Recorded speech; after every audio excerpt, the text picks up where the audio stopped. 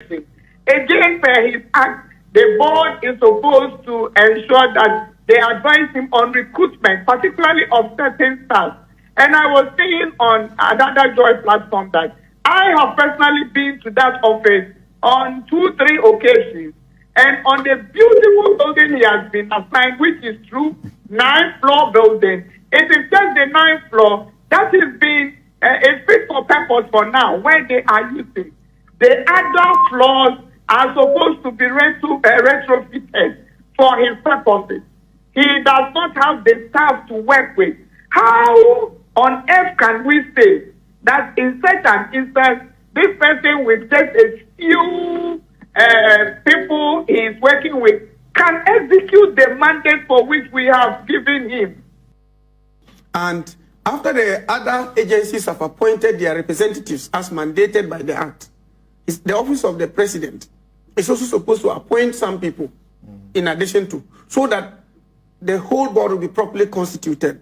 And remember that the president's office has to also be cautious and careful to appoint people of high integrity and moral standing who will be able to assist the office of special prosecutor to carry out the mandate as mandated by the Act. If you rush to appoint people who go there and have questions to answer, then it will defeat the very purpose for which you are supposed to do that. You may say that, yes, there's undue delay, but sometimes it is done because you need to do due diligence to clear those who are supposed to be appointed to such positions because of the sensitive nature of that particular mandate that you're supposed to carry out as an appointee of government. So it is better to take your time, do due diligence, and appoint these people than rush and appoint people who will have questions to answer, and then another round of debate will begin so that we will have an unending piece of debate among ourselves. So I will say that, yes, there may have been some delay in the appointments, but it is for due diligence to be conducted. And I know sooner than later, the board will be inaugurated and this will become history so that they can assist the special prosecutor to carry out his mandate. Joy 99.7 FM. So, interesting there, Mbura. Yeah, I think 9 months. It is about 9 months since Kessie Agyapong assumed office. The last time we interviewed lawyer Martin Pebo, he also raised similar concerns about the fact that the government or the president has delayed.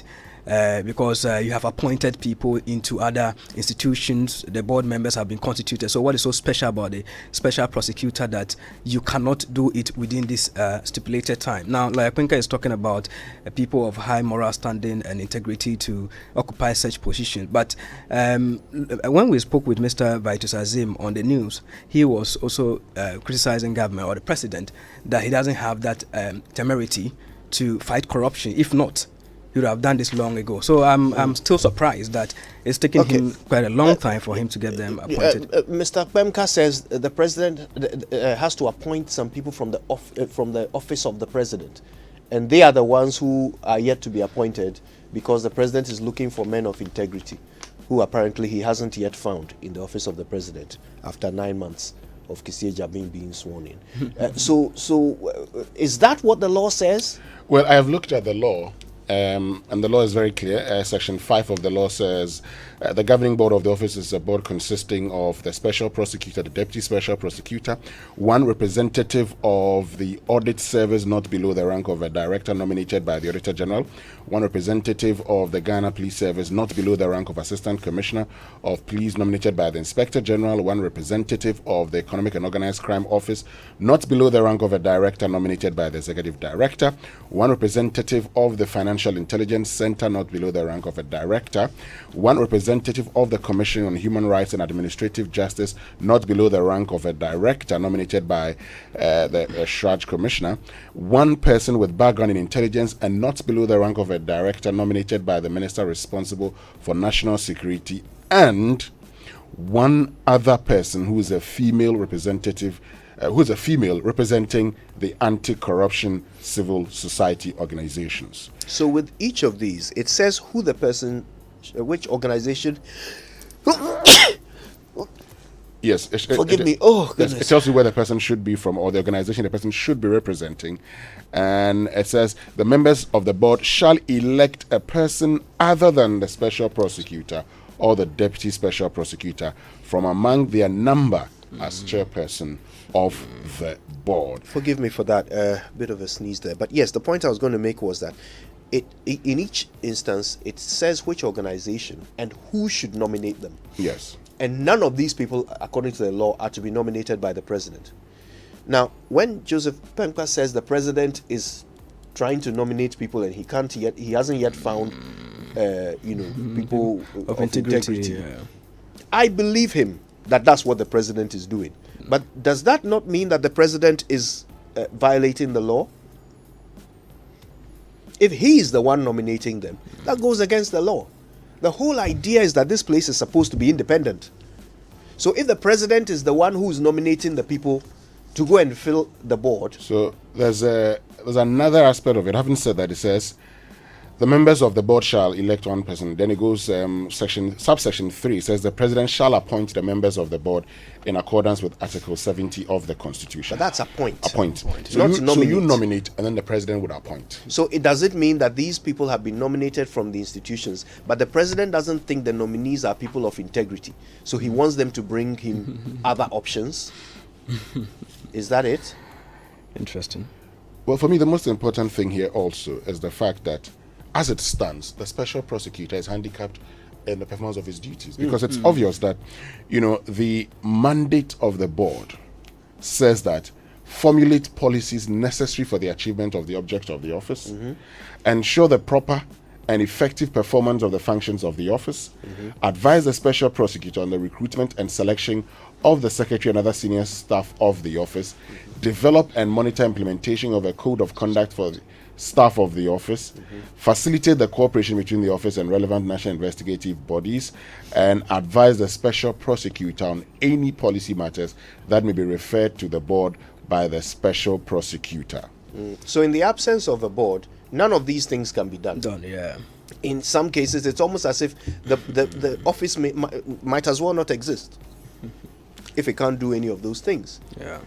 So whenever members of government are praising the president for enacting the law that brought it into power, brought it into being and all of that, but they can't do anything, should we still be praising the president?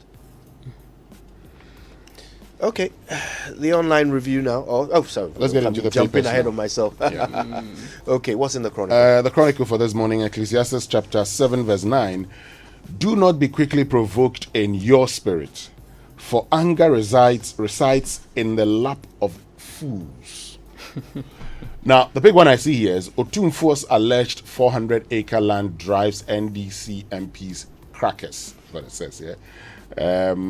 Also on the front page, ECOWAS postpones decision on 3 recalcitrant coup juntas. Oku Boys NHIA visits John Ajekum Kufuor at Pediase. And that's it for the Chronicle. The Ghanaian Times, the ECOWAS story is here.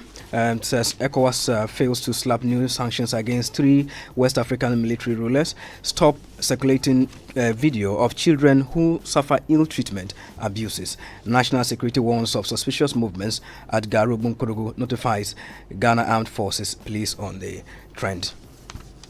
Okay, so let me get to the Business and Financial Times. A legal regime affecting multi-billion-dollar private equity funds opportunity. Youth groups move to restore lost forests with medicinal plants, and gold output hits 13-year low.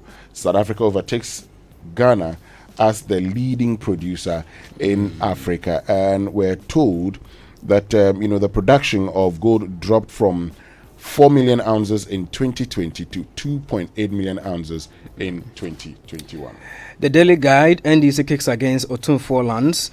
Amia Konfi pledges ex gratia to NPP executives. Charles Rice, so what he's saying is that if he's given the nod, all executives, if maybe you are going out of office or you're out of office, you deserve some package because you have suffered for the party. So that's what he intends to do for past executives. The party must be quite rich. Charles Rice condemns showing victims face. NLA to host Maiden African Lotteries seminar. It comes with a picture of Samuel Oku and Dramani Kulibali there. Well, the Economy Times for this morning says banks' credit to private sector rises. That's a bit of good news. High volatility of cedi to discourage investment in Ghana's infrastructure, according to Fitch. And Ghana's balance of payments deficit widens. So we're told that our balance of payment deficit has more than doubled for the first quarter of 2022, according to the Bank of Ghana, and this was due to the capital and financial account recording some significant outflows from net portfolio reversals and net private capital outflows, which resulted in an overall balance of payment deficit of $934 million for the first quarter. Well, the Daily Statesman, Sunyani Airport ready for commissioning. Good news for the people there. No guarantor students loan policy finally here. Central Region MPP retains chairman and secretary there. They comes with a picture of Mr. Robert Contin Jr. there from the weekend elections that the MPP held, these regional elections in the Central Region. The Daily Graphic says local textbooks printing begins. And there's been that concern about textbooks. Now, we're told that 5 printers confirm action, and ECOWAS determined to sustain constitutional rule, according to President Akufo-Addo. Do it me, Terry. Yeah?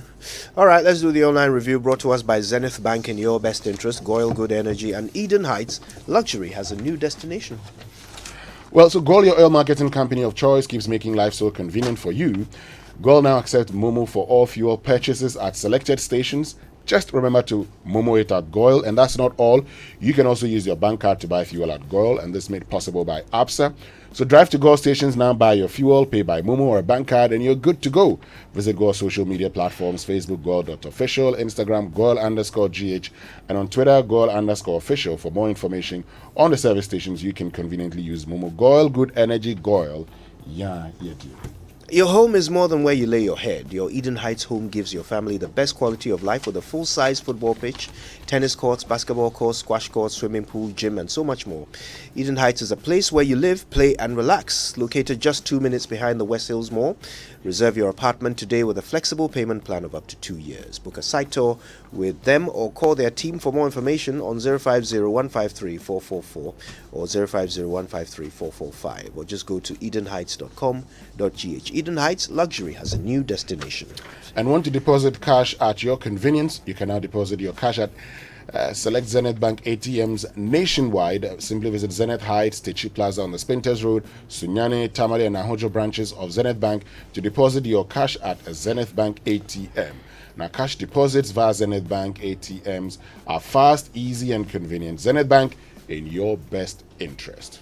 All right then. So on myjoyonline.com, you'll find the story of the flogging victims. The male lover fears he might lose his sight, and the lady is unable to go to work. More details there. Also, you can go to jail for up to 15 years if you demand digging fee from a land developer. That's what a high court judge has said. By the way, it's not just the digging fee. There's something called a signing fee, which is also unlawful. You can go to jail for that too.